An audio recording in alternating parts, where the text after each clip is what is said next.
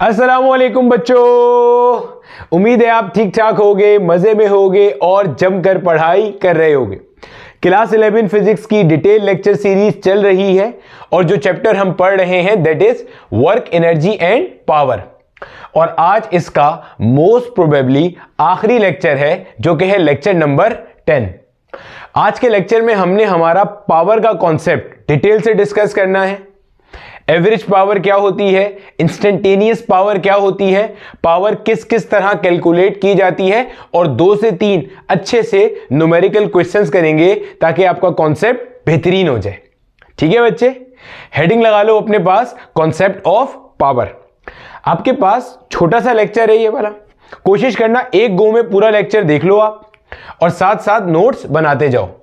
जो नोट्स आप खुद से लेक्चर को समझकर बनाओगे वो सबसे अच्छे होंगे।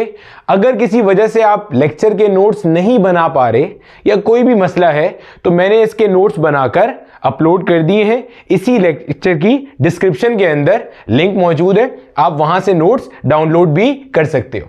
लेकिन स्टिल जो नोट्स आप खुद बनाओगे लेक्चर को समझकर वो सबसे बेहतरीन होंगे। ठीक है भैया, स्टार्ट करते हैं। मेरा नाम बिलाल ज़िया है और ये मेरा और आपका एक छोटा सा प्यारा सा प्लेटफॉर्म है जहां पर हम 11 और 12 की फिजिक्स पढ़ रहे हैं। ठीक है, सबसे पहले तो हेडिंग लगा लो मेरा बेटा, कॉन्सेप्ट ऑफ पावर। अच्छा, जब भी मेरा बेटा हम कॉन्सेप्ट ऑफ पावर पढ़ते हैं या पावर के बारे में देखते हैं तो सबसे पहले ये फॉर्मूला सामने आता है कि power is defined as rate of doing work. काम को करने की जो रफ्तार होती है उसे हम क्या कहते हैं, पावर कहते हैं। इससे प्रीवियस लेक्चर्स में हम वर्क का कॉन्सेप्ट, काम का कॉन्सेप्ट बहुत डिटेल से पढ़ चुके हैं। तो पहले जरा वर्क और पावर का बेसिक डिफरेंस समझ लें, फिर आगे चलते हैं और दोनों को अलग अलग देखते सीखते चलते हैं।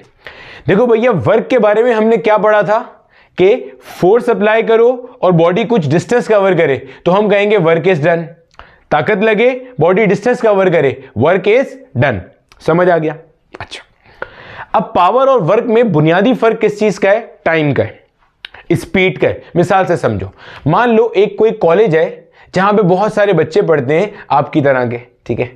वहां पे फिजिक्स पढ़ाने के लिए 3 टीचर्स हैं, एक सर ए, एक सर बी, एक सर सी।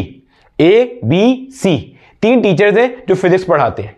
बच्चों के मॉक एग्जामिनेशन हुए, पेपर से पहले होते हैं ना मॉक एग्जामिनेशन, प्रीलिम एग्जामिनेशन, वो पेपर हुए, बच्चों ने पेपर दिए। टोटल 900 स्टूडेंट्स हैं।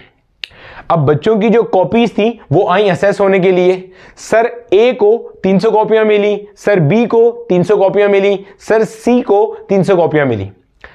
उनको बोला गया भाई साहब इनको चेक करके आप हमें वापस कर दें ताकि हम रिजल्ट कंपाइल कर लें। सर ए ने वो 300 कॉपियां 1 हफ्ते में चेक करी, सर बी ने वो 300 कॉपियां 2 हफ्ते में चेक करी, सर सी ने, वो मेरी तरह होंगे, उन्होंने वही 300 कॉपियां 3 हफ्ते में चेक करी।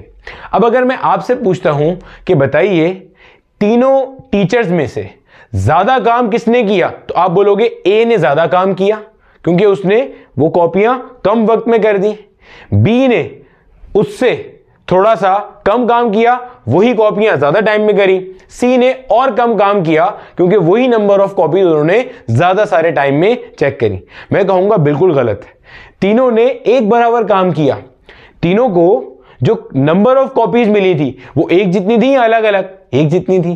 तीनों को जो कॉपीज चेक करने की पेमेंट मिलेगी वो भी एक जितनी होगी क्योंकि वो नंबर ऑफ कॉपीज पे डिपेंड कर रही होती है। पॉइंट समझ आ रहा है? काम एक ही जितना हुआ है, काम अलग अलग नहीं हुआ, काम एक ही जितना हुआ है। सर लेकिन ये तो नाइंसाफी है, ए ने तो वो काम कम वक्त में किया। हाँ, एक एक काम को करने की रफ्तार ज्यादा है। अब फर्क समझ आ रहा है? वर्क डन कुछ और है और वही काम कितनी देर में होता है ये अलग क्वांटिटी है। तो कितना काम किया इसको मेजर करने के लिए हमारे पास जो क्वांटिटी है दैट इज वर्क डन। कितना काम कितनी देर में किया, what is the speed of doing work, इसको कौन मेजर करता है? पावर मेजर करता है, जो कि हमारा आज का टॉपिक है। तो power is basically the speed of doing work. जितना ज्यादा काम जितनी कम देर में होगा हम कहेंगे बॉडी का पावर उतना क्या है, ज्यादा है। एक और मिसाल से समझ लो, मान लो मेरे पास ऐसे सीढ़ियां हैं, हमारे घरों में स्टेयरकेस होता है ना, ऐसे मान लो सीढ़ियां हैं हमारे पास, ठीक है, यहां से यहां तक, और मान लो जमीन से ये जो हाइट है ना, ये लेट से है 10 मीटर, मिसाल दे रहा हूं। अगर कोई बंदा यहां से यहां जाहिर है सीढ़ियों से चढ़ता हुआ जाता है 10 मिनट में, तो उसने कुछ वर्क डन किया अगेंस्ट द ग्रेविटी, बिल्कुल किया। भाई ग्रेविटेशनल फील्ड कहां लाना चाहती है बॉडी को, नीचे। ये भाई साहब कहां चले गए, ऊपर। तो अगेंस्ट द ग्रेविटी कुछ काम किया। अगर एक बंदा 10 मिनट के बजाय 1 घंटे में ये काम करे, यहां से यहां 1 घंटे में आए, इसने भी वही काम किया। क्यों? क्योंकि जो वर्क डन है वो तो सेम ही हुआ ना भाई। देखो वाई एक्सिस के ऊपर जो बॉडी ने डिस्प्लेसमेंट कवर करी वो एक ही जितनी करी, लेकिन पावर क्या है दोनों की अलग अलग है। इसने यही सेम काम कम वक्त में किया, इसने यही सेम काम ज्यादा वक्त में किया, तो इसकी पावर कम है, इसकी पावर ज्यादा है। तो हम लोग पावर को बाजाब्ता तौर पे या फॉर्मली डिफाइन कैसे करेंगे कि भाईजान पावर क्या होती है? Power is rate of doing work या rate of consumption of energy. काम को करने की जो रफ्तार है वो मेरा बेटा हमारे पास क्या होती है? पावर होती है। तो P equal W upon T, या इसको आप कहोगे E upon T. Rate of doing work, काम को करने की रफ्तार, या rate of consumption of energy. हमें ये बात पता है किसी बॉडी के पास जितनी एनर्जी होती है वही बेसिकली उतना ही क्या होता है? वर्क डन होता है। या किसी बॉडी पे आप जितना वर्क डन करते हो वही बेसिकली क्या चेंज करता है? उसकी एनर्जी चेंज कर रहा होता है। ये सब बातें हम ऑलरेडी प्रीवियस लेक्चर में एस्टेब्लिश कर चुके हैं, ठीक है। यानी कि पावर वर्क डन के साथ साथ किस पे डिपेंड करती है? टाइम पे। और मैं यहीं से ये बता रहा था कि जितने कम टाइम में जितना ज्यादा काम होगा पावर उतनी ज्यादा होगी। अच्छा, अब अगर मेरा बेटा मैं यहां पे वर्क डन का फॉर्मूला ओपन कर दूं वर्क डन नजर आ रहा है लिखा हुआ? वर्क डन का फॉर्मूला हमें पता है क्या होता है? F dot S. एफ से क्या मुराद है? जो फोर्स लग रही है। एस से क्या मुराद है? जो डिस्प्लेसमेंट कवर कर रही है बॉडी। अच्छा, अगर मैं इसी चीज को बच्चे ऐसे लिखता हूं, ये डॉट प्रोडक्ट, ठीक है, ओपन होगा तो एफ एस कॉस थीटा बन जाएगा। Displacement upon time. हमने बेसिक काइनेमेटिक्स पढ़ी हुई है, हमें ये बात पता है कि डिस्प्लेसमेंट पर यूनिट टाइम ये बेसिकली क्या होता है? वेलोसिटी होता है। बॉडी की जो वेलोसिटी है, speed in a given direction. तो ये क्या बन गया मेरा बेटा? F dot V. तो पावर का यहां से एक और डेफिनेशन आ गया कि power can be defined as dot product of force and velocity. Force and velocity का जो डॉट प्रोडक्ट है वो भी मेरा बेटा हमारे पास क्या होता है? पावर होता है। अगर इसको ओपन करेंगे तो ये बन जाएगा P will be equal to F V cos of theta. ठीक है भैया, F V cos of theta. F से मुराद फोर्स का मैग्नीट्यूड, वी से मुराद वेलोसिटी का मैग्नीट्यूड यानी कि speed of the body. Theta क्या है मेरे बच्चे? थीटा आपके पास फोर्स और वेलोसिटी के दरमियान में बनने वाला एंगल है। आपको नजर आ रहा है पावर किस पे डिपेंड कर रही है? कॉस थीटा पे डिपेंड कर रही है, ठीक है। अब यहां पे जरा गौर से देखना मेरे बच्चे, पावर किस पे डिपेंड कर रही है? कॉस थीटा पे डिपेंड कर रही है। अगर हमारे पास जो थीटा है वो 0 डिग्री से ग्रेटर है और 90 डिग्री से छोटा है तो इसको हम कहते हैं एक्यूट एंगल। कैसा एंगल कहते हैं मेरे बच्चे? एक्यूट एंगल कहते हैं। एक्यूट एंगल 90 से छोटा छोटा, 0 से 90 के बीच का एंगल एक्यूट एंगल है। अगर कोई भी एक्यूट एंगल होता है तो मेरा बेटा कॉस थीटा कैसा होता है? पॉजिटिव होता है। जब कॉस थीटा पॉजिटिव होगा तो ऑटोमेटिकली पावर भी क्या होगी? पॉजिटिव होगी, ठीक है। सिमिलरली अगर आपका थीटा मेरे बच्चे 90 डिग्री से ग्रेटर है लेकिन 180 डिग्री से छोटा है तो ऐसे एंगल को हम कहते हैं ऑब्ट्यूस एंगल। क्या नाम देते हैं भाई साहब? Obtuse angle. एक्यूट एंगल 90 से छोटा, ऑब्ट्यूस एंगल 90 से बड़ा लेकिन 180 से पीछे पीछे। तो इस केस के अंदर अगर ऑब्ट्यूस एंगल यानी कि थीटा की जगह आप कोई भी ऑब्ट्यूस एंगल डालोगे तो कॉस थीटा कैसा आएगा? नेगेटिव आएगा। सेम यही कॉन्सेप्ट आपने वर्क डन में भी पढ़ा था पहले लेक्चर में इसी चैप्टर के। तो पावर कैसी हो जाएगी? नेगेटिव हो जाएगी। यानी कि अगर आपके पास थीटा इस रेंज में है तो पावर पॉजिटिव है, थीटा इस रेंज में है तो पावर नेगेटिव है। सर पावर पॉजिटिव और नेगेटिव कब होगी ये तो समझ में आ गया। सर कॉन्सेप्ट भी बता दे कि पॉजिटिव पावर से क्या मुराद है, नेगेटिव पावर से क्या मुराद है। देखो भैया, यहां से जरा समझते हैं अपना कॉन्सेप्ट। देखो पावर है क्या?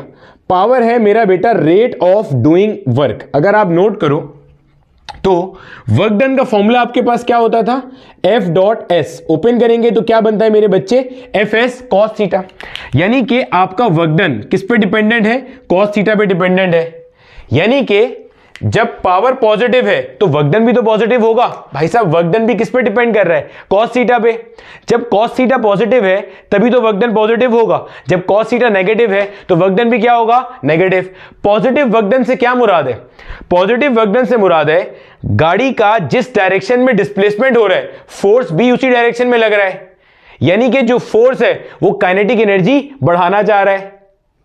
याद आया?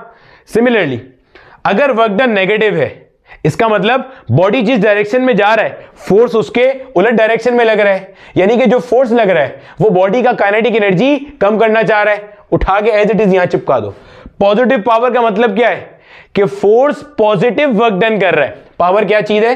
Rate of doing work. अगर फोर्स पॉजिटिव वर्क डन करेगा तो पावर पॉजिटिव होगा, अगर फोर्स नेगेटिव वर्क डन करेगा तो पावर नेगेटिव होगा। अगर पावर पॉजिटिव है मतलब फोर्स पॉजिटिव वर्क डन कर रहा है, मतलब फोर्स उसी डायरेक्शन में लग रहा है जिसमें डिस्प्लेसमेंट है, तो काइनेटिक एनर्जी बढ़ रही है, स्पीड बढ़ रही है। अगर पावर नेगेटिव है मतलब फोर्स जो काम कर रहा है वो कैसा है? नेगेटिव है, मतलब बॉडी जिस सिम्त में जा रही है फोर्स उसके उलट सिम्त में लग रहा है, तो ऑटोमेटिकली काइनेटिक एनर्जी क्या हो रही है? कम हो रही है, स्पीड क्या हो रही है? कम हो रही है। सिमिलरली मेरा बेटा अगर आपके पास थीटा का वैल्यू 90 डिग्री होगा, हमें पता है जब थीटा 90 डिग्री होता है तो कॉस 90 डिग्री क्या होता है? जीरो होता है, तो ऑटोमेटिकली पावर भी क्या हो जाएगी? जीरो हो जाएगी। यानी कि अगर फोर्स एंड वेलोसिटी परपेंडिकुलर है तो power by the force will be zero, क्योंकि काम ही नहीं हो रहा होगा। भाई ये बात हम पहले भी पढ़ चुके हैं कि अगर फोर्स और डिस्प्लेसमेंट परपेंडिकुलर है तो वो फोर्स ऑब्जेक्ट पे कोई काम नहीं कर रही होगी। मैंने इसकी कई सारी मिसालें दी, जैसे अगर एक गाड़ी मूव कर रही है, इसका वेट नीचे एक्ट कर रहा है, गाड़ी ऐसे मूव कर रही है एक्स एक्सिस पे, एंगल 90 डिग्री है फोर्स और डिस्प्लेसमेंट के दरमियान, तो this force is doing zero work on this car. तो इसकी वजह से जो पावर होगी वो भी क्या होगी? जीरो होगी, क्योंकि पावर क्या है? रेट ऑफ डूइंग वर्क है। बच्चे थोड़ा सा तेज तेज इसलिए पढ़ रहे हैं कि हम लोग वर्क डन और ये सारे कॉन्सेप्ट ऑलरेडी पीछे से एस्टेब्लिश करते हुए आ रहे हैं। अगर मैं जल्दी से सम अप कर दूं जो अब तक हमने पढ़ा, पावर क्या है? रेट ऑफ डूइंग वर्क, कितनी तेजी से काम हो रहा है, speed of doing work, that is power.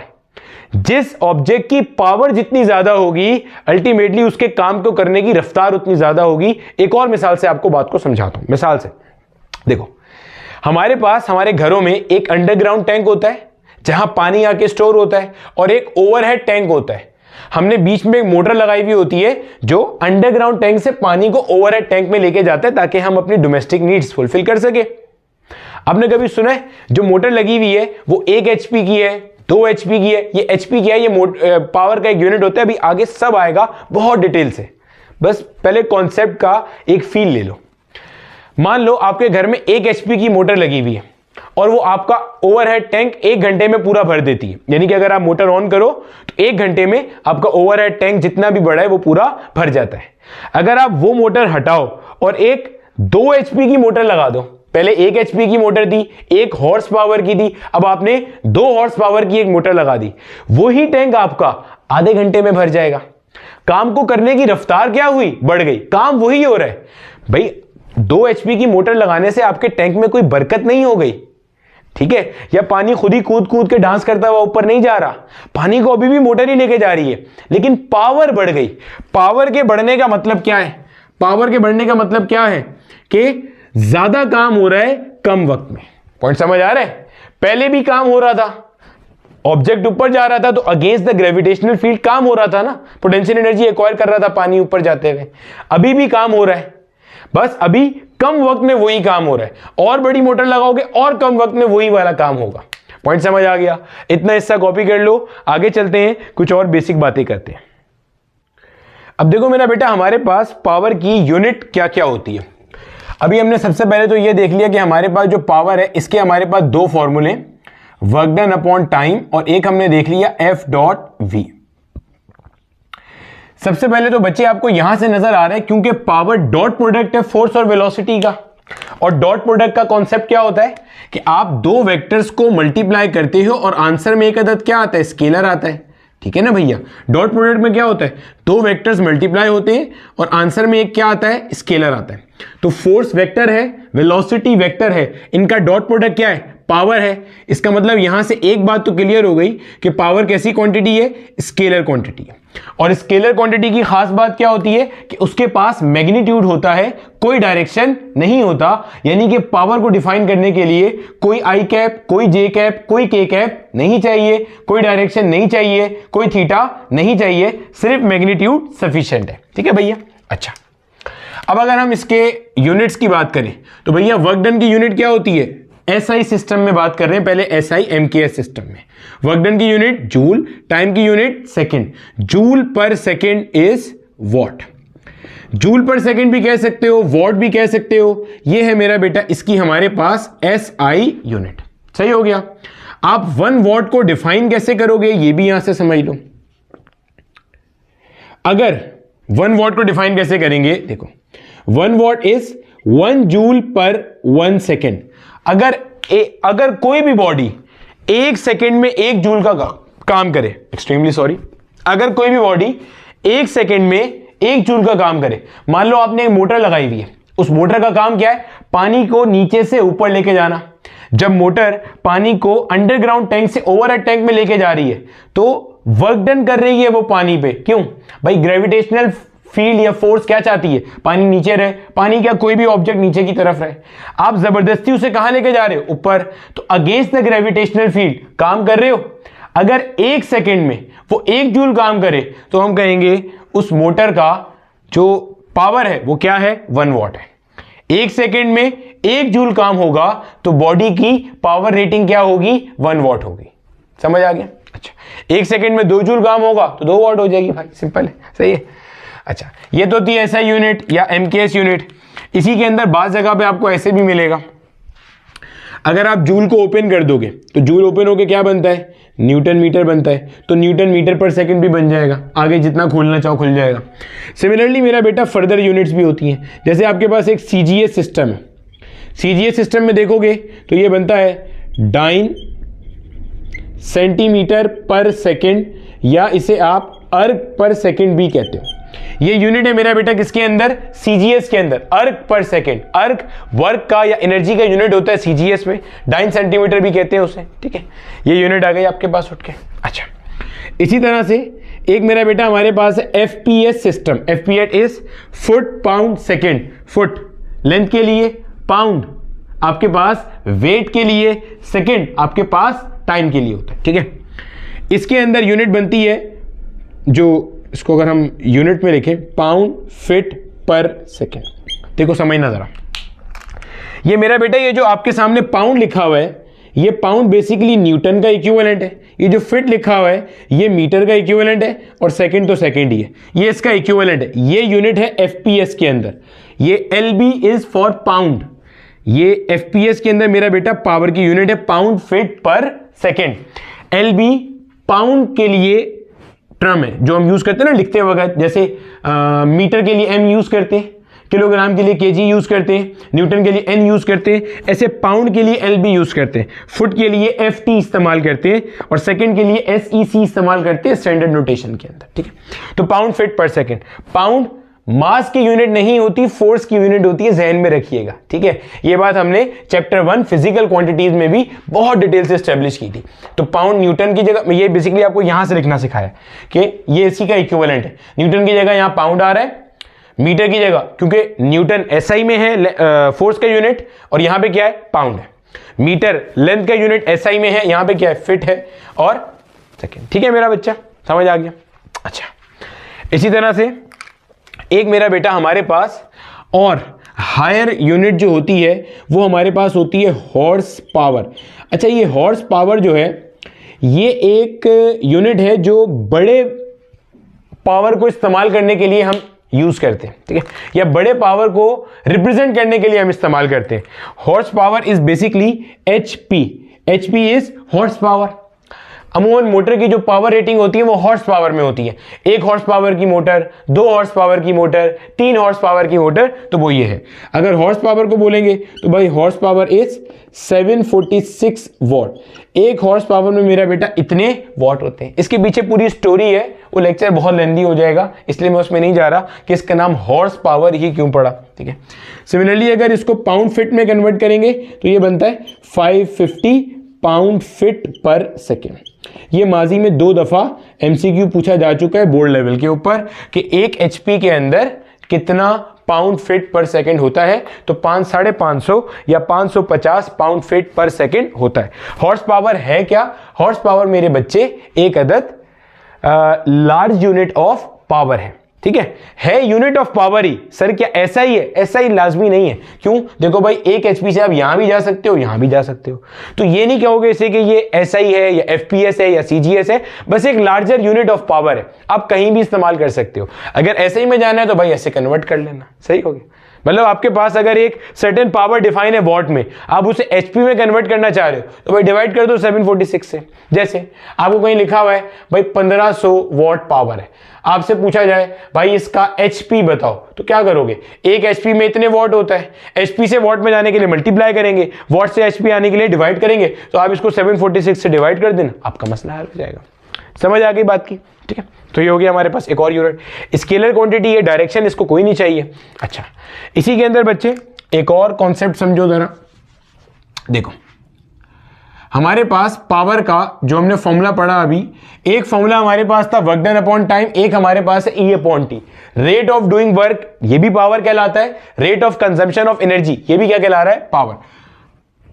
अगर मैं टाइम को वहां पे ले जाऊंगा तो E will be equal to power multiply by time हो जाएगा। तो एनर्जी का एक ये फॉर्मूला भी ध्यान में रखिएगा, जब हम करंट इलेक्ट्रिसिटी का टॉपिक पढ़ रहे होंगे तो ये वाला फॉर्मूला हम बहुत ज्यादा इस्तेमाल करते हैं। और यहां से एनर्जी का एक यूनिट बनता है जो आपका एग्जामिनर बहुत दफा पूछता है। पावर की यूनिट क्या है? वॉट। टाइम की यूनिट क्या है? सेकेंड। तो अगर आपसे पूछा जाए वॉट इंटू सेकेंड किसकी यूनिट है, तो भाई वॉट इंटू सेकेंड एनर्जी की यूनिट हो गई, हाँ या ना। और एनर्जी का यूनिट क्या होता है? जूल। एनर्जी का यूनिट क्या है? जूल। समझिएगा जरा यहां पे, एनर्जी का यूनिट क्या है? जूल।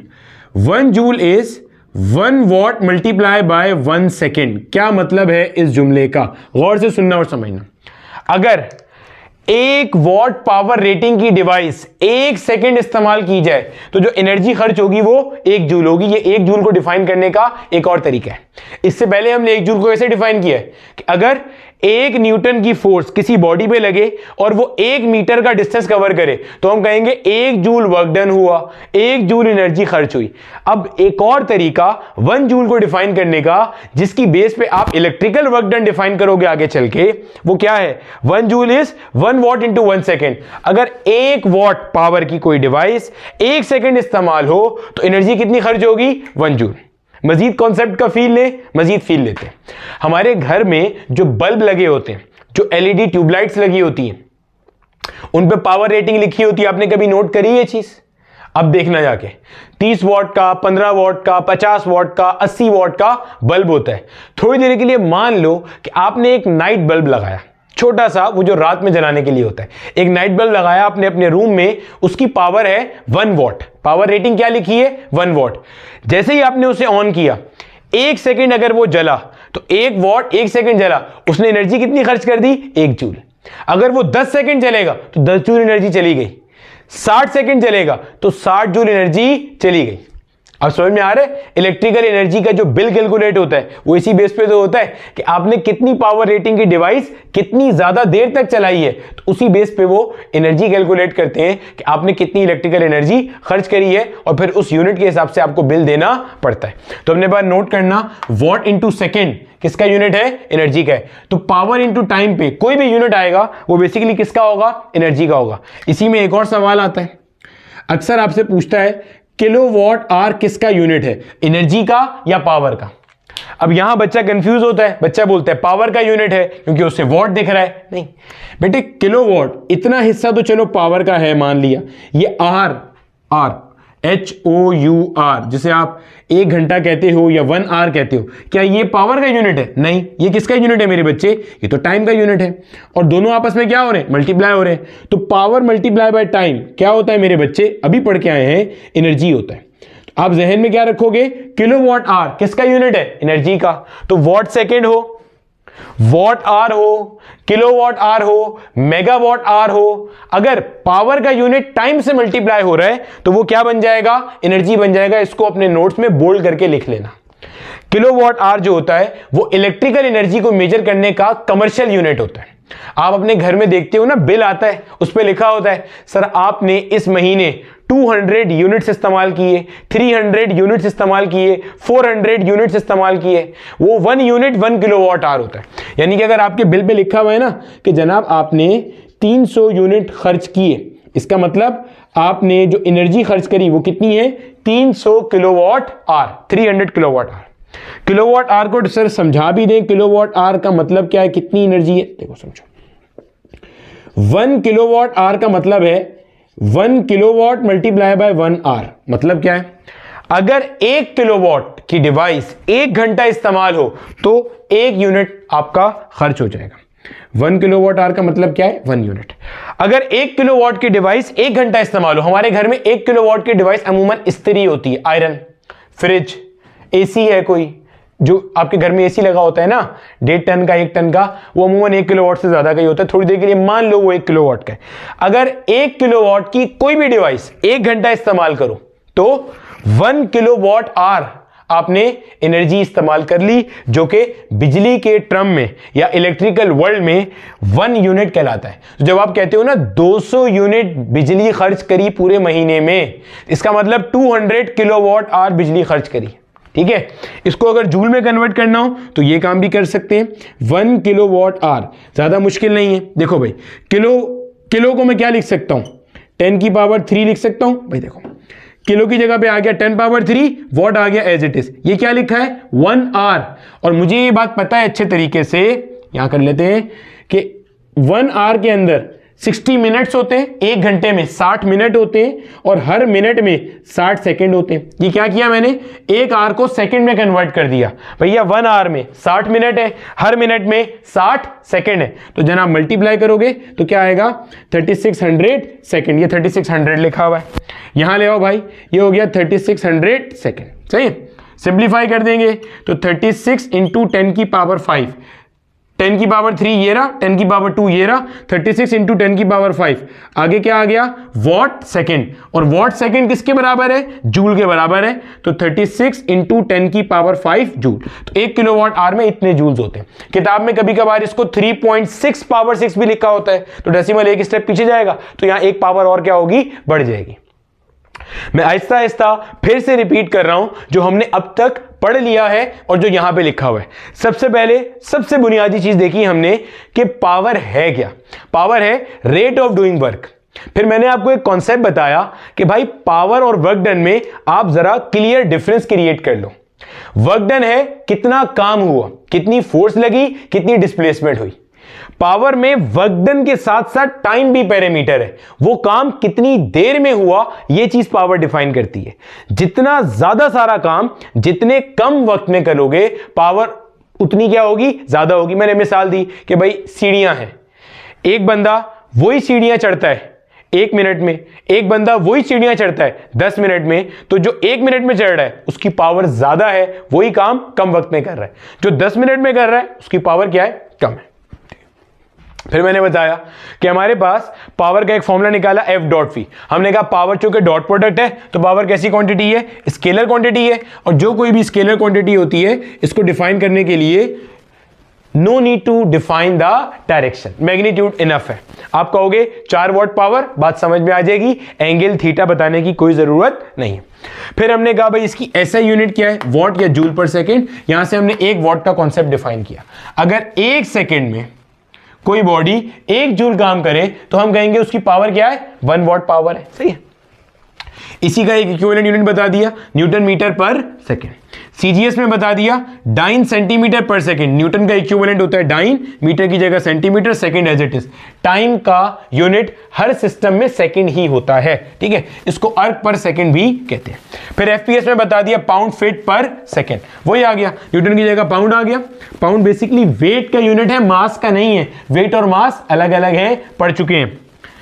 वेट वो ताकत है जो अर्थ लगा रहा है किसी बॉडी को अपने सेंटर की तरफ पुल करने के लिए, मास किसी भी बॉडी के अंदर जो टोटल कंटेंट है वो होता है। ये मीटर की जगह फिट आ गया, सेकंड एज इट इज आ गया, ठीक है। फिर मैंने बताया हॉर्स पावर एक लार्जेस्ट यूनिट है किसका, पावर का, ठीक है, बड़ा यूनिट है पावर का। मशीन की अमूमन जो पावर होती है वो किस में डिफाइन की जाती है, एचपी में या हॉर्स पावर में, ठीक है। तो मैंने इसकी कन्वर्जन बता दी, ये माजी में 2 दफा एमसीक्यू में पूछा जा चुका है। फिर मैंने आपको एनर्जी का एक और फॉर्मूला ड्राइव करा दिया, ये फॉर्मूला है पावर का E/T, अगर मैं T को वहां ले जाऊंगा तो बन जाएगा E will be equal to power into time. तो पावर क्या है भाई, वॉट, और टाइम क्या है, सेकेंड है। तो हमें पता चल गया E का यूनिट क्या है, जूल, तो 1 joule is 1 what into 1 second. अगर 1 वॉट पावर रेटिंग की कोई डिवाइस 1 सेकेंड तक ऑपरेट हो, काम करे, तो हम कहेंगे एनर्जी कितनी खर्ची है, 1 जूल खर्च करिए, ठीक है। फिर हमने डिफाइन किया किलोवाट आवर को। किलोवाट आवर क्या है, पावर का यूनिट है कि एनर्जी का, एनर्जी का यूनिट है, पावर का नहीं है। इतने हिस्से को देख के कंफ्यूज नहीं होना कि पावर का यूनिट है, क्योंकि पावर का यूनिट यहां किससे मल्टीप्लाई हो रहा है, टाइम से। किलोवाट तो पावर का यूनिट है। सर अभी तो आपने वॉट बोला, अरे भैया किलोवाट भी तो पावर का ही है, बस ऐसा ही यूनिट नहीं है भाई। ग्राम किसका यूनिट है, मास का। किलोग्राम किसका है, मास का। मिलीग्राम किसका है, मास का। भाई यूनिट तो सारे मास के हैं, लेकिन ऐसा यूनिट सारे नहीं है। किलोग्राम ऐसा यूनिट है, ग्राम सीजीएस वाला है। तो किलोवाट पावर का ही यूनिट है, बस ऐसा ही नहीं है, ठीक है। आर टाइम का यूनिट है, सेकंड भी उसका ही है, मिनट भी उसका ही है। तो पावर इनटू टाइम क्या हो गया, ये एनर्जी, यानी कि किलोवाट आवर इज एनर्जी। तो ये हो गया आपकी इलेक्ट्रिकल एनर्जी का कमर्शियल यूनिट, ठीक है।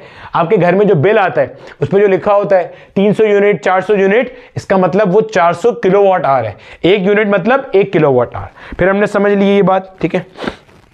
हमने देखा 1 किलोवाट आवर का मतलब क्या है, 1 यूनिट मतलब 1 किलोवाट आवर, मतलब 1 किलोवाट मल्टीप्लाई बाय 1 आवर।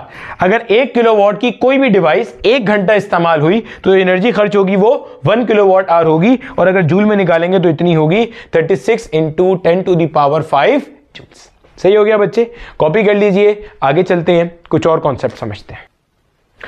अब देखो मेरा बेटा, पावर की हमारे पास यहां पे होती है 2 टाइप्स, एक है इंस्टेंटेनियस पावर और एक है एवरेज पावर। एक सिंपल सी मिसाल से समझते हैं, फिर एग्जांपल से मजीद बात को क्लियर करेंगे। एक मान लो हमारे पास कोई ए पॉइंट है, यहां मान लो मेरा बेटा हमारे पास कोई बी पॉइंट है। आपका कोई ऑब्जेक्ट है, कोई बॉडी है, वो ऐसे मूव करते हुए ए से कहां आ रही है, बी पे आ रही है, ठीक है। तो अगर मैं आपसे बोलूं भाई मुझे इसकी एवरेज पावर बताइए, सबसे पहला सवाल तो ये जहन में आता है, सर यहां पावर का कॉन्सेप्ट है क्या। पावर क्या है, रेट ऑफ डूइंग वर्क। जब बॉडी ए से बी पर आई तो इसके ऊपर कोई फोर्स लगी होगी, इसने कुछ डिस्प्लेसमेंट कवर करी होगी, यानी कि वर्क डन हुआ। वो वर्क डन होने में कुछ टाइम लगा होगा। अगर आप वर्क डन को टाइम से डिवाइड करोगे तो यही क्या है, पावर है। Work done per unit time, 1 second में कितना काम हुआ, यही तो पावर है। तो अगर हम यहां एवरेज पावर की बात करेंगे तो मेरा बेटा जो हमारी एवरेज पावर होती है दैट इज, समझिएगा गौर से, total work done divided by total time A से बी तक, यानी कि ए आपका इनिशियल पॉइंट है, बी आपका फाइनल पॉइंट है। इनिशियल से फाइनल पॉइंट तक आने में कुल मिला के काम कितना हुआ और कुल मिला के टाइम कितना लगा, दोनों को डिवाइड कर देंगे तो आपको क्या मिलेगी, एवरेज पावर। सही है। हो सकता है अगर ए से बी तक आने में 10 सेकेंड लगे, मिसाल दे रहा हूं, समझना गौर से, ए से बी तक आने में 10 सेकेंड लगे, हो सकता है किसी सेकंड में काम ज्यादा हुआ हो, किसी सेकंड में काम कम हुआ हो सकता है ना, किसी सेकंड में काम बहुत ज्यादा हुआ हो, किसी में काम बहुत कम हुआ, तो आपको एक एवरेज पावर यहां से मिल जाएगी। सही है। तो total work done from initial to final divided by total time taken, इससे क्या मिलेगी, एवरेज पावर। एक और फॉर्मूला एवरेज पावर का हम यहीं से डिफाइन कर सकते हैं, क्या, जो अभी एफ डॉट बी वाला पढ़ा था। Average power will be given by F dot V average. V average से क्या मुराद है, एवरेज वेलोसिटी। ये क्या है, एवरेज वेलोसिटी। और काइनेमेटिक्स से हम ये बात जानते हैं, एवरेज वेलोसिटी का फॉर्मूला क्या होता है, total displacement divided by total time. अगर आप इसको भी ओपन करेंगे तो यही चीज बनेगा, F dot S total divided by T total. भाई यही तो बन रहा है। टोटल वर्क डन कैसे निकालोगे? कितनी फोर्स लगी और टोटल डिस्प्लेसमेंट कितनी कवर हुई, नेट डिस्प्लेसमेंट कितनी कवर हुई। तो total displacement upon total time क्या हो गया? एवरेज वेलोसिटी हो गई। तो यही चीज बन गई। एवरेज वेलोसिटी का डॉट प्रोडक्ट लेंगे किसके साथ? फोर्स के साथ लेंगे। ये हमारे पास किसका आ गया मेरा बेटा? Average power. ठीक है, अब देखो इंस्टेंटेनियस पावर क्या होती है। ठीक है, एवरेज पावर क्या था?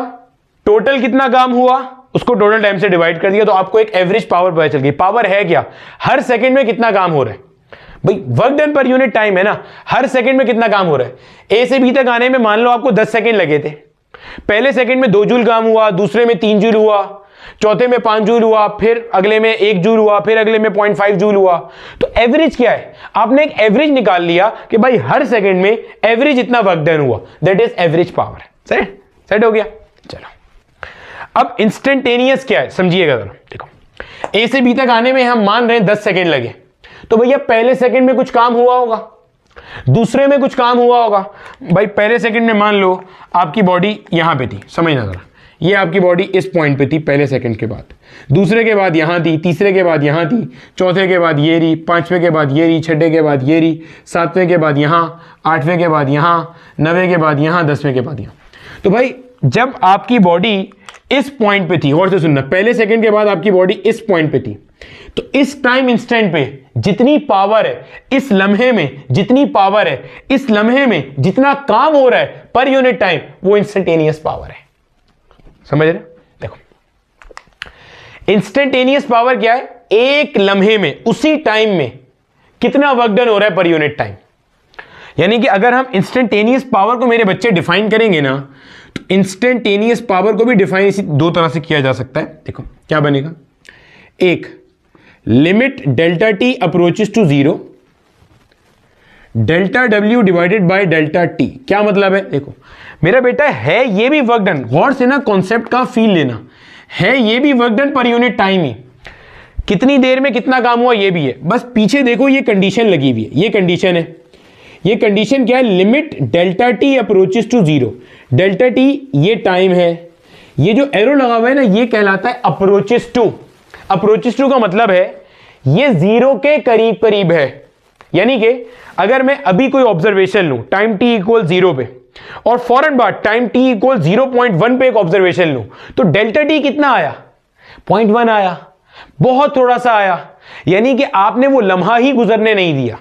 तो ये वो बता रहे हैं लिमिट डेल्टा टी अप्रोचेस 0 का मतलब क्या है? इंस्टेंटेनियस, उसी लम्हे की बात हो रही है, ना उससे पीछे से कंसर्न है ना उससे आगे से कंसर्न है। उसी जगह पे आपने बताना है उस लम्हे में कितना काम हुआ, वो उस जगह की पावर है। तो ये तो बता रहा था मैं, जब आप एक पॉइंट से बी पॉइंट पे जा रहे हो, लाजमी तो नहीं है कि हर सेकंड में एक ही जितना काम हुआ हो। तो जिस सेकंड में ज्यादा काम हुआ है उसकी इंस्टेंटेनियस पावर ज्यादा होगी, जिस सेकंड में कम काम हुआ है उसकी इंस्टेंटेनियस पावर कम होगी। भैया सिंपल सी बात है, सही है। इसी का अगर मैं एक और फॉर्मूला आपके सामने लिख दूं, ये एफ डॉट वी वाला, तो ये बनेगा P instantaneous will be equal to F dot V instantaneous.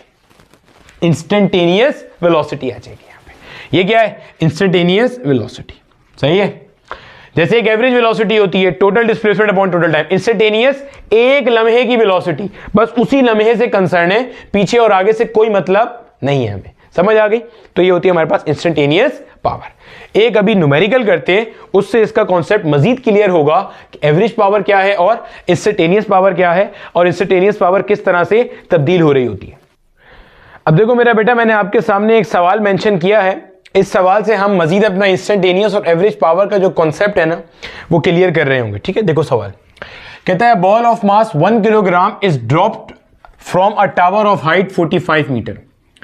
जब उसने आपको ये टर्म दे दिया ना ड्रॉप, तो ड्रॉप का मतलब है मेरा बेटा कि स्टार्टिंग फ्रॉम रेस्ट, यानी कि initial velocity is 0 from a tower of height 45 metre. Find the power of gravitational force. Power of gravitational force से क्या मुराद है? पावर होती क्या है? Rate of doing work, work done per unit time. तो ग्रेविटेशनल फोर्स बॉडी पे जो काम कर रही है वो पर यूनिट टाइम आपने बताना है at time t equals 2 second. यानी कि किस टाइम पे पूछ रहा है, at time t equals 2 second, यानी कि इंस्टेंटेनियस पावर आपसे कह रहा है टाइम t इक्वल्स 2 सेकेंड में। Also find the average power exerted by the gravitational force during the downward motion, take g equal 10 metre per second square. पहले जरा सवाल को एनालाइज करते हैं, इसका पोस्टमार्टम करते हैं, फिर आगे चलते हैं। देखो देखो भैया, सवाल आपसे कहता क्या है, आपको कह रहा है आपके पास एक कोई टावर है, मान लीजिए बेटे ये आपके पास टावर है, आपको टावर का हाइट गिवन है, कितना हाइट है भाई साहब, 45 metre is the height of the tower. ठीक है, आपने किसी ऑब्जेक्ट को, ऑब्जेक्ट क्या चीज है यहाँ पे, बॉल है, बॉल को ड्रॉप कर दिया और बॉल का मास कितना गिवन है, 1 किलोग्राम बॉल का मास गिवन है और इनिशियल वेलोसिटी कितनी गिवन है, 0 गिवन है। जब आपने बॉल को ड्रॉप किया और बॉल नीचे जा रही होगी तो यकीनन इसकी स्पीड क्या हो रही होगी, बढ़ती जा रही होगी, पता है हमें ये बात अच्छे तरीके से। ठीक है, तो आपको ये बात पता है कि बॉल ऊपर से नीचे आने में कुछ टाइम लेगी। अगर पहले मैं वो टाइम कैलकुलेट कर लूँ ऊपर से नीचे आने में टोटल टाइम कितना लगेगा, मेरे पास सेकंड इक्वेशन है s equals V I T plus half A T square. Body कहां से कहां आ रही है, ऊपर से नीचे आ रही है, ऊपर से नीचे आते हुए टोटल डिस्टेंस कितना कवर करेगी, 45 मीटर। इनिशियल वेलोसिटी कितनी है, 0 नहीं पता, टाइम मुझे नहीं पता। ऊपर से नीचे आते हुए पॉजिटिव जी लेंगे 10 की बराबर, ये रहा। ठीक है, स्केलर अप्रोच चल रही है, सिंप्लीफाई कर देंगे तो 45 विल बी इक्वल टू 10/2 कितना होता है मेरा बेटा, 5 टी स्क्वायर। 5 को यहां ले आएंगे तो T square will be equal to 45 divided by 5। 5 9 जा होता है 45, अंडर रूट लूंगा दोनों तरफ तो टी का वैल्यू कितना आ रहा है मेरे बच्चे, 3 सेकेंड। यानी कि गौर से सुनना, अभी मैंने सवाल सॉल्व नहीं कराया, अभी आपको उसका बैकग्राउंड बता रहा हूं। आपको यह समझ में आ गया कि बॉडी को ऊपर से नीचे आने में कुल मिला के टाइम कितना लगेगा, 3 सेकेंड लगेंगे। यानी कि ये बॉडी जब ऊपर से नीचे आएगी तो टोटल टाइम कितना लगेगा, 3 सेकेंड लगेंगे। ठीक है, टाइम t इक्वल्स 1 पे बॉडी यहां कहीं होगी, ये टाइम t इक्वल्स 1 है, ये है टाइम t इक्वल्स 2 मान लो, ये है मेरा बेटा टाइम t इक्वल्स 3। ये वैसे इक्वल डिस्टेंसेस नहीं होंगे, सिर्फ समझाने के लिए बनाए। पहले वाले सेकंड में बॉडी सबसे कम डिस्टेंस कवर करेगी, अगले में उससे ज्यादा, आखिरी वाले में और ज्यादा। क्यों, क्योंकि बॉडी नीचे गिर रही है विद एन इंक्रीजिंग वेलोसिटी। सही है भाई साहब, ये यहाँ का कॉन्सेप्ट नहीं है, वैसे बता रहा हूं ताकि आप इससे कंफ्यूज ना हो कि क्या हर सेकंड में एक जितना फासला कवर होगा, कतई नहीं। क्योंकि जब बॉडी ऊपर से नीचे गिर रही होगी उसकी स्पीड क्या हो रही होगी, बढ़ रही होगी। तो पहले सेकंड में सबसे कम फासला, अगले में और ज्यादा, अगले में और ज्यादा। ठीक है, समझाने के लिए बना है। तो भाई साहब तीसरे सेकंड में जाके बॉडी क्या करेगी, स्ट्राइक करेगी। आपको कह रहे हैं find the power of gravitational force at time t equals 2 second. यानी मेरे बच्चे इस टाइम इंस्टेंट पे आपको पावर निकालनी है, एवरेज पावर नहीं बोल रहा, इस टाइम इंस्टेंट पे पावर बोल रहा है। पावर का फॉर्मूला क्या है, पावर का फॉर्मूला मेरा बेटा आपके पास था F डॉट V। अब आप मुझे बताओ, देखो एवरेज पावर का कॉन्सेप्ट समझना, क्या t equals 1, t equals 2, t equals 3 तीनों पे पावर एक बराबर होगी, नहीं। क्यों, टाइम t इक्वल्स 1 पे बॉडी की वेलोसिटी कम होगी, अगले सेकंड में वेलोसिटी बढ़ जाएगी। भाई जब बॉडी ऊपर से नीचे आ रही है, फोर्स ऑफ ग्रेविटी एक्ट कर रही है, तो बॉडी की वेलोसिटी क्या हो रही है, बढ़ रही है। तो जब यहां पे वेलोसिटी कम है तो यहां की इंस्टेंटेनियस पावर कम होगी, यहां की इंस्टेंटेनियस पावर ज्यादा होगी, यहां की इंस्टेंटेनियस पावर और ज्यादा होगी। और एवरेज पावर जो टोटल आप निकालोगे इनिशियल से फाइनल तक की। सही है, समझ आ गई बात की। तो F डॉट V इंस्टेंटेनियस आ जाएगा। अब आपको इंस्टेंटेनियस वेलोसिटी चाहिए उस पॉइंट की जो आपको नहीं पता, तो निकाल लेते हैं भाई। टाइम t इक्वल्स 2 पे बॉडी की वेलोसिटी निकालनी है। मुझे मेरी फर्स्ट इक्वेशन पता है, Vf equals V I plus A into T. मुझे कहां पे वेलोसिटी निकालनी है, at time t equals 2 second. Initial velocity कितनी है, 0 है जनाब। बॉडी ऊपर से नीचे आ रही है, इसे 10 ले लिया, t की जगह आ गया 2। ठीक है, कितनी आ रही है भाई साहब, 20 मीटर पर सेकेंड। और जब बॉडी ऊपर से नीचे आ रही है तो फोर्स कौन सी एक्ट कर रही है, फोर्स वेट एक्ट कर रहा है। और वेट की वैल्यू कहां से आती है, mg से आती है। मास गिवन है, बिल्कुल गिवन है 1, g गिवन है, g 10 है, तो कितना आ जाएगा जनाबे वाला, 10 न्यूटन आ जाएगा। सही है, वैल्यू लाके पुट कर देंगे, p will be equal to F V cos of theta. ध्यान में रखिएगा यहां पे इंस्टेंटेनियस वेलोसिटी आएगी, एवरेज नहीं आएगी, क्योंकि एक लम्हे की बात कर रहा है ये। ठीक है, फोर्स कितना आ गया, फोर्स आ गया मेरा बेटा हमारे पास 10। इंस्टेंटेनियस वेलोसिटी यहां पे कितनी है, 20। कॉस ऑफ थीटा की जगह क्या आएगा, 0। क्यों, बॉडी कहां आ रही है, नीचे, वेलोसिटी कहां है, नीचे, ग्रेविटेशनल फोर्स भी कहां है, नीचे। भाई ग्रेविटेशनल फोर्स की बात कर रहे हैं ना, फोर्स ऑफ ग्रेविटी कहां लग रही है, डाउनवर्ड। तो बॉडी भी नीचे आ रहा, वेलोसिटी नीचे, फोर्स ऑफ ग्रेविटी नीचे, तो थीटा 0 हो गया। cos 0 डिग्री कितना होता है 1, तो 20 को 10 से मल्टीप्लाई किया तो क्या हुआ भैया 200 वॉट आ गया। समझ आ गई? यानी कि इस लम्हे क्या पावर है 200 वॉट है। इस लम्हे ग्रेविटेशनल फोर्स जो एक्ट कर रही है वो हर सेकंड में 200 जूल का वर्क डन करा रही है। अगर आप इसी तरह टाइम t इक्वल 3 पे निकालोगे तो इससे ज्यादा आंसर आएगा, फिर टाइम t इक्वल 1 पे निकालोगे तो इससे कम आंसर आएगा। तो इंस्टेंटेनियस का कॉन्सेप्ट आपको क्लियर हो रहा होगा जो मैंने बताया था। अब अगर एवरेज पावर निकालेंगे, average power exerted during the downward motion, average power कैसे आती है भाई साहब, मैं इसको मिटाने लगा हूं। देखो अब मेरा बेटा एवरेज पावर कैसे आएगी, एवरेज पावर भी आप इसी तरीके से निकाल सकते हो, P equals F dot V से निकाल सकते हो मेरे बेटे, P equals F dot V से निकाल सकते हो। बस फर्क क्या होगा कि यहां पे आपको एवरेज वेलोसिटी रखनी होगी। अब एवरेज वेलोसिटी कैसे आती है भैया, average velocity is total displacement divided by total time. Displacement initial से लेके फाइनल तक का फासला, ये इनिशियल है ये फाइनल है, यहां से बॉडी आ रही है यहां पे, तो टोटल डिस्प्लेसमेंट कितनी हो गई 45 मीटर। भाई बॉडी ने ऊपर से नीचे आते हुए टोटल डिस्प्लेसमेंट कितनी कवर करी 45 मीटर। टाइम कितना लगा वो तो पहले ही निकाल लिया था 3 सेकेंड। तो जनाब एवरेज वेलोसिटी कितनी आ रही है, एवरेज वेलोसिटी आपके पास आ रही है मेरा बेटा 15 मीटर पर सेकंड मेरे ख्याल से ना, 3 1 से यहाँ सही 15 मीटर पर सेकंड आ रही है, लाके यहाँ पुट कर देंगे। और जो फोर्स एक्ट कर रही होगी वो तो फिक्स है ना भाई, फोर्स थोड़ी चेंज हो रही है भाई, जब बॉडी ऊपर से नीचे आ रही है तो वेट थोड़ी चेंज हो रहा है, वेट तो W इक्वल्स mg है, ठीक है। तो वेट कितना हो गया मेरे बच्चे mg के बराबर हो गया, और 1 मल्टीप्लाई बाय जी, ये तो ऑलरेडी निकाला हुआ है, कितना आ रहा है 10 न्यूटन आ रहा है, लाके वैल्यू पुट कर देंगे, वापस बन जाएगा F V cos of theta. अब की बार यहाँ पे कौन सी वेलोसिटी आएगी, एवरेज वेलोसिटी आएगी, क्योंकि आप एवरेज पावर निकालने जा रहे हो during the downward motion. F कितना है 10, वी कितना है 15, कॉस 0 डिग्री हो गया, तो एवरेज पावर कितनी आई वॉट। अब आप रिवाइज करो जो मैंने स्टार्ट में आपको जुमला कहा था, जब बॉडी ए पॉइंट से बी पॉइंट पे आ रही है तो रास्ते में हर सेकंड में एक जितना काम थोड़ी होगा, वो आपको नजर आया ड्यूरिंग डाउनवर्ड मोशन, अलग अलग काम होगा।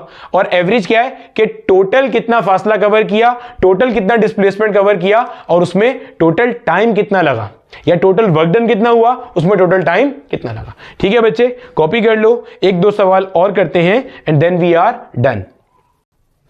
अब देखो मेरा बेटा आपके सामने एक सवाल और मेंशन है, कहता है एक 100 किलोग्राम का बंदा है that is running up a long flight of stairs in 9.8 seconds, vertical height of the stairs is 10 metre, calculate his power.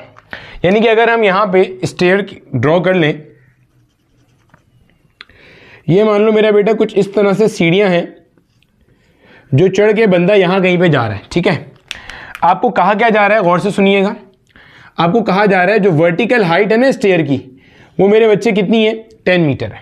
अब गौर से देखो, जो बंदा काम करेगा वो कब करेगा, ऐसे जब वो ऊपर जा रहा होगा तो काम करेगा, यहां पे ये है ना मेरा बेटा जो वो वर्क डन कर रहा होगा, work done against the force of gravity. जाहिर सी बात है, देखो जब मेरे बच्चे बंदा ऐसे जा रहे हैं ना, जो मैं ब्लू मार्कर से बना रहा हूं, तो वो वर्क डन नहीं कर रहा अगेंस्ट द ग्रेविटेशनल फील्ड। क्यों, देखो भैया इस केस में काम क्यों नहीं कर रहा, क्योंकि ग्रेविटेशनल फोर्स कहां पे एक्ट कर रही होती है, डाउनवर्ड। ग्रेविटेशनल फील्ड कहां एक्ट कर रही है, डाउनवर्ड। तो जो मैं ब्लू से बना रहा हूं ना, इसके अंदर वो बंदा against the force of gravity काम नहीं कर रहा। यही वजह जब आप सीढ़ियां चढ़ रहे होते हो तो ऊपर चढ़ने में प्रॉब्लम होती है, समझ आ रही है। ऊपर चढ़ने में प्रॉब्लम क्यों होती है, क्योंकि आप वर्क डन कर रहे होते हो अगेंस्ट द ग्रेविटी। सवाल पढ़ो क्या कह रहे हैं, एक 100 किलोग्राम का बंदा है, he is running up a long flight of stairs in 9.8 second. यहां से यहां तक जाता है कितनी देर में, 9.8 सेकेंड में, यानी कि ये सारा वर्क डन उसने किया 9.8 सेकेंड में। Vertical height of the stair कितना है 10 मीटर, कैलकुलेट द पावर। मेरा बेटा पावर का फॉर्मूला हमारे पास क्या था, power was work done divided by time. आपको वर्क डन कैलकुलेट करना है, सही। वर्क डन जो आपने कैलकुलेट करना है मेरे बच्चे, अगर मैं इसको इस तरह लिखूं mgh डिवाइडेड बाय टाइम, तो क्या ये बात सही है, देखो किस तरह सही है। देखो भैया जो बंदा काम करेगा उतनी ही वो पोटेंशियल एनर्जी एक्वायर करेगा। क्यों, देखो समझो, फिर समझो, आहिस्ता आहिस्ता, कोई जल्दी नहीं है। भैया ये जो बंदा यहां पे खड़ा हुआ है इस वक्त, इसके ऊपर कौन सी फोर्स एक्ट कर रही है, सर ग्रेविटी की फोर्स एक्ट कर रही है। कहां पे एक्ट कर रही है, इन द डाउनवर्ड डायरेक्शन। और जो ग्रेविटी की फोर्स है उसको मैं ऐसे लिख सकता हूं mg, डाउनवर्ड एक्ट कर रही है। अगर बंदा इतनी ही फोर्स अपवर्ड डायरेक्शन में लगाए तो वो ग्रेविटी का इफेक्ट कैंसिल करेगा और यहां पे आ जाएगा, फिर आगे जाने का तो कोई मसला इसलिए नहीं है क्योंकि इसके अंदर वर्क डन जीरो है। क्यों जीरो है भैया? क्योंकि फोर्स ऑफ ग्रेविटी आगे जाने से नहीं रोक रही, मैं ऐसे चलता हुआ जा रहा हूं तो उसमें दिक्कत नहीं है।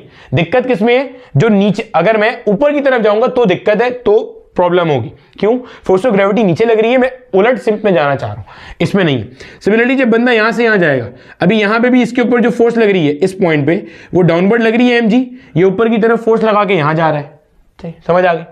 यानी कि आपने ये सीखा, जब बंदा यहां से यहां जाएगा तो ये इतनी हाइट एक्वायर करेगा, तो जितनी हाइट ये एक्वायर करेगा उसके अकॉर्डिंग पोटेंशियल एनर्जी इसके पास आ जाएगी।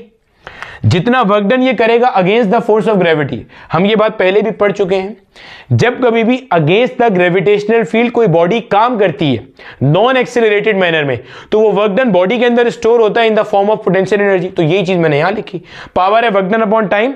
बॉडी ग्रेविटेशनल फील्ड में मूव कर रही है, तो जो वर्क डन ये करेगा against the force of gravity, वो इसके पास आ जाएगा in the form of potential energy. नहीं तो ऐसे देख लो, वर्क डन का फॉर्मूला क्या होता है? F S cos theta, F की जगह क्या आ गया? mg, जितनी फोर्स नीचे लग रही है उतनी फोर्स ये ऊपर लगा के जा रहा है, और s टोटल हाइट कितनी कवर कर रहा है? 10, ये 10 यहां ऐसे भी आ जाएगा, this height plus this plus this plus this. भाई इसका तो वर्क डन है ही नहीं ना, क्योंकि फोर्स ऑफ ग्रेविटी के अगेंस्ट थोड़ी हो रही है वर्क डन। ठीक है, तो ये आ गया, यहां पे समझ आती है। और टाइम, जितना टाइम लग रहा है लाके वैल्यू पुट कर देंगे। मास कितना गिवन है भैया? 100। जी कितना गिवन है भैया? 9.8। एच कितना है भाई साहब? 10 है। और टाइम कितना लग रहा है भाई साहब? ये जी की जगह तो आ गया, सही आ गया, ठीक है, 9.8। ये और ये चला गया, सॉल्व कर लेंगे तो कितना आ रहा है? 1000 वॉट, यानी कि 1 किलो वॉट। ठीक है मेरा बेटा, कॉपी कर लो। आगे चलते हैं, एक लास्ट क्वेश्चन करते हैं। अब देखो मेरा बेटा, यहां पे हम हमारा एफिशिएंसी का फॉर्मूला समझने वाले हैं। एफिशिएंसी क्या होती है? किसी भी मशीन की सलाहियत के वो कितने इनपुट पावर से कितनी आउटपुट पावर जनरेट कर सकती है। क्या मतलब? देखो भैया, अगर आप किसी मशीन को 100 वॉट पावर देते हो तो वो 100 वॉट की 100 वॉट कभी भी आउटपुट में नहीं देगी। जैसे मिसाल समझो, आपने क्या करा, एक बल्ब है आपके पास 100 वॉट का, अगर वो 100 वॉट का आउटपुट दे रहा है तो ये तय है कि वो इनपुट 100 वॉट से ज्यादा ले रहा होगा। क्यों? एक चीज होती है बच्चे जिसे हम कहते हैं एनर्जी लॉसेस। हर डिवाइस में, हर मशीन में एनर्जी लॉसेस होते हैं। क्यों? क्योंकि आपके पास जब करंट फ्लो करता है तो वो कोलिजन्स करता है, रेजिस्टेंस फेस करता है, एनर्जी लॉस होती है इन द फॉर्म ऑफ हीट। आपने कभी बल्ब देखा है उतार के गर्म हो रहा होता है? पंखे को हाथ लगाया जब बंद करके गर्म होता है, मोटर को बंद करके हाथ लगाओ गर्म होती है। वो गर्मी कहां से आ रही है? वो हीट कहां से आ रही है? Energy can neither be created nor be destroyed. वो एनर्जी एक फॉर्म से दूसरी फॉर्म में कन्वर्ट हो रही है। तो जितनी इनपुट पावर आप देते हो सारी की सारी कभी भी आउटपुट में कन्वर्ट नहीं होती, कुछ ना कुछ लॉस होता है, एनर्जी लॉसेस। इसको कहते हैं practical energy losses in machinery. अब एफिशिएंसी एक टर्म होती है जो ये बताती है कि आपकी कोई भी डिवाइस कितना इनपुट लेने पर कितना आउटपुट दे रही है। अगर कोई मशीन, जैसे यहां सवाल में लिखा हुआ है 50% एफिशिएंट है, अगर कोई मशीन 50% एफिशिएंट है, 50% का मतलब क्या हो गया? 50 डिवाइडेड बाय 100। इसका मतलब आप इसे 100 इनपुट दे रहे हो पावर, और आउटपुट पे कितनी मिल रही है? 50। बाकी 50 पावर आपकी जाया हो गई।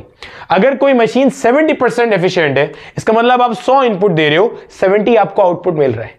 अगर कोई मशीन 30% एफिशिएंट है, मतलब आप 100 इनपुट दे रहे हो, 30 आउटपुट मिल रहा है।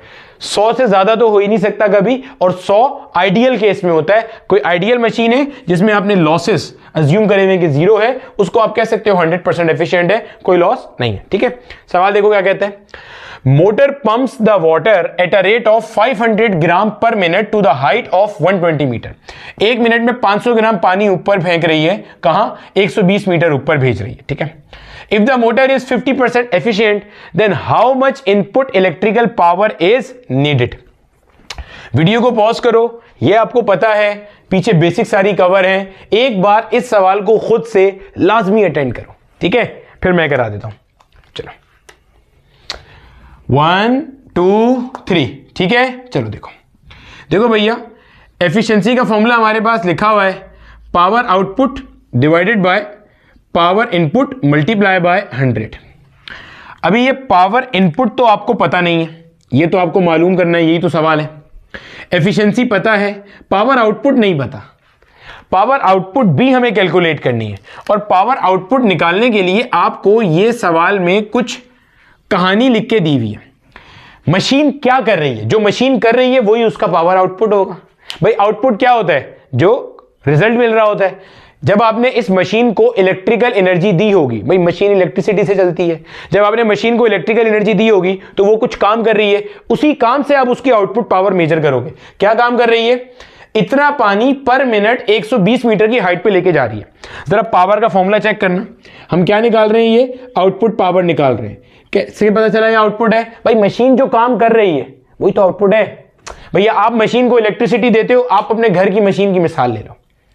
आप अपने घर की मशीन जो मोटर होती है उसको इलेक्ट्रिकल एनर्जी देते हो, वो पानी को अंडरग्राउंड से ओवरहेड पे ले आती है। वो जो काम कर रही है वो आउटपुट है, जो आप दे रहे हो वो इनपुट है। वॉशिंग मशीन की मिसाल ले लो, आप इलेक्ट्रिकल एनर्जी देते हो, उसका जो मोटर होता है वो घूमता है, अंदर कपड़े धुलते हैं, जितने कपड़े धो रही है 1 घंटे में वो उसका आउटपुट है, जो आप दे रहे हो वो इनपुट है। आउटपुट पावर कैलकुलेट करनी है। क्या होता है भाई, work done upon time. Machine किस पे काम कर रही है, पानी पे काम कर रही है। क्या काम कर रही है, उसे नीचे से ऊपर लेके जा रही है। क्या मैं कह सकता हूं जितना काम कर रही होगी वो अगेंस्ट द ग्रेविटी होगा, भैया अगेंस्ट द ग्रेविटी है ना, ऊपर लेके जा रही है, तो वो पानी में स्टोर होगा इन the form of potential energy. तो ये हो जाएगा mgh डिवाइडेड बाय t। अरे भैया जो वर्क डन है, जो मशीन कर रही है पानी पे, वो कैसा वर्क डन है, मैकेनिकल वर्क डन है, पानी को ऊपर लेके जा रहा है। जब पानी को ऊपर लेके जा रहा है नॉन एक्सेलरेटेड मैनर में, सर आपको कैसे पता चला नॉन एक्सेलरेटेड है, क्या सवाल में कहीं लिखा हुआ एक्सेलरेटेड मैनर है, नहीं, तो इससे पता चल गया हमें, सही है। तो पानी को ऊपर लेके जा रहा है, जितना work done against the gravity होगा वो सारा का सारा स्टोर हो जाएगा in the form of potential energy of water. आ गया भाई mgh, नहीं तो W equals fs cos theta. F की जगह आ गया mg, जितना फोर्स ऑफ ग्रेविटी है उसी के अगेंस्ट फोर्स लगा रही है वो ऊपर की तरफ। h कितना डिस्टेंस कवर कर रहा है, आगे cos 0 डिग्री आ जाएगा, क्योंकि मशीन फोर्स कहां लगा रही है, ऊपर, और बॉडी जा भी कहां रही है, ऊपर। तो भाई mgh हो गया, ऐसे निकाल लो, ठीक है। इसको मैं लिख सकता हूं m upon T multiply by g multiply by h। m upon T आपको ये गिवन 500 ग्राम पर मिनट। अब इसे आपने कन्वर्ट भी करना होगा, 500 ग्राम है, ग्राम से किलोग्राम में कैसे जाएंगे भाई साहब, डिवाइडेड बाय 1000। सही हो गया। ये क्या लिखा है, मिनट। 1 मिनट में कितने होते हैं, 60 सेकंड। सर ये क्या किया आपने, ऐसा यूनिट में लेकर आया। 500 ग्राम था, ग्राम से किलोग्राम में कैसे आया, डिवाइड बाय 1000, ठीक है। और 1 मिनट में 60 सेकंड, मल्टीप्लाई बाय जी कितना है 10, हाइट कितना है भैया 120। सही, 0 से 0 मर गया, 6 1 जा 6, 2 जा हो गया 12। इसको सॉल्व कर लो, 2 0 से 2 0 चले गए, ये होता है जनाब 5 upon 10 multiply by 10 multiply by 2, ये और ये चला गया, 5 2 का क्या हो गया 10। 10 वॉट आउटपुट पावर है, यानी कि मशीन जो काम कर रही है उससे हमने उसका आउटपुट पावर कैलकुलेट कर लिया, कितना आ रहा है 10 वॉट। अब इनपुट पावर कितना चाहिए वो निकालना है, सही भाई। इसको यहां ले आओ, P input will be equal to output power कितना है 10 मल्टीप्लाई बाय 100, फॉर्मूले का है। एफिशिएंसी कितनी है 50। अच्छा 50% यहां भी अपॉन में 100 ना लगा देना, सर अभी तो आपने बताया परसेंट का मतलब अपॉन में 100 है। अरे भैया ये वाला 100 है ना, ये लगा हुआ है ना, अगर यहां 50 लिखोगे तो ये 100 यहां आ जाएगा, तो ये 50% बन जाएगा। ये नहीं करना कि यहां भी 100 लिख दो और यहां भी 50 अपॉन 100 लिख दो, ठीक है, बावला बावला नहीं खेल रहे। तो एक 100 यहां लिखा हुआ है तो यहां आप 100 अलग से लगाने की इसके नीचे कोई जरूरत नहीं है भाई। 50% में 50 के अपॉन में 100 होता है, ये 100 यहां पे आएगा तो वही वाला 100 है, ये 50 अपॉन 100 बन जाएगा। सही, चलो 1 0 से 1 0 चला गया, 5 1 जा 5 2 जा, तो कितना आ रहा है भाई साहब ये 20 वॉट। यानी कि मेरा बेटा अगर आप इस मशीन को इनपुट पावर दे रहे हो 20 वॉट, तो 10 वॉट पावर आपका लॉस हो रहा है डिफरेंट चीजों के अंदर, बाकी का 10 वॉट का वो क्या कर रहा है, काम कर रहा है। ये था मेरा बेटा हमारा पावर का कॉन्सेप्ट। कोशिश मैंने करी कि जितने कॉन्सेप्ट्स मौजूद हैं हर तरह की टेक्स्ट बुक के अंदर वो कवर कर दिए जाएं। यहां हमारा वर्क एनर्जी पावर जो है वो पूरा खत्म होता है। अगला चैप्टर हम स्टार्ट करेंगे सर्कुलर एंड रोटेशनल मोशन वाला, ठीक है। तो आपने मुझे बताना है कि आपने इस चैप्टर में कोई नई चीज सीखी या नहीं सीखी।